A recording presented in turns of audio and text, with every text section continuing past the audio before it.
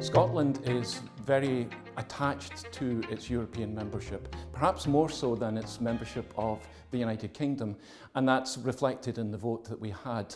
With 66% of the Scottish electorate voted in favour of membership of the European Union, whereas of course there was a majority against membership across the whole of the United Kingdom. Scotland is a small country in Europe. We're a small country in the United Kingdom, and so it matters for us that we have access to a large market. We have one with respect to England, but we have an even larger one with respect to Europe. And Scotland traditionally has enjoyed the access to the single market, not just in terms of movement of goods and services, but also the ability for Scots to work elsewhere in Europe, and also that we are able to access the wider European market for workers in Scotland. Brexit means Brexit.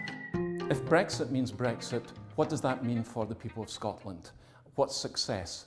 Well, success would be if we actually abandoned Brexit. Scotland voted 66% in favour of remaining part of the European Union, and so any aspect that takes us away from the single market, from being part of Europe, would not satisfy the Scottish people. So if we want to be realistic and think that there has to be some form of exit, then the smallest step would have to be the one that we take, and that would be something in the form of Norway.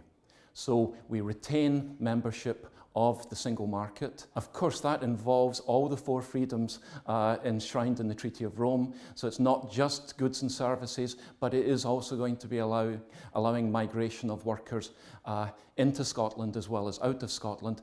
And that might just not go down in the rest of the UK, but that would definitely be what the Scottish people would want. In the rest of the UK, they would object to the fact that they're going to have to continue to pay for it, and of course they would have even less voice in Europe than they currently have with respect to single market. But from Scotland's point of view, these are small sacrifices to make to retain as much as we can of our membership of the European Union.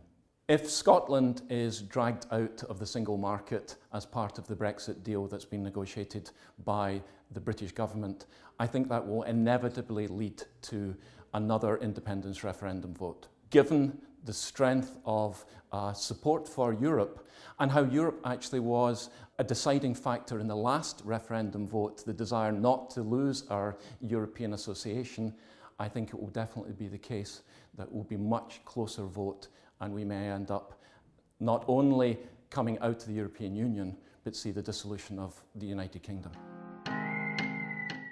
If there's one piece of detail that's been overlooked, I think it might be associated with the repatriation of powers.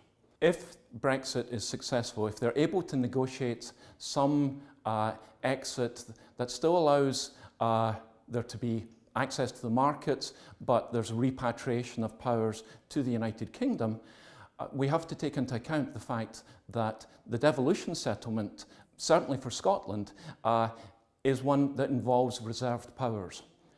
So anything that is returned from Europe that isn't a reserved power isn't going to reside in Westminster, it will actually move to Edinburgh. The sovereignty of the United Kingdom actually gets further weakened in the sense that the centralised power of London gets less.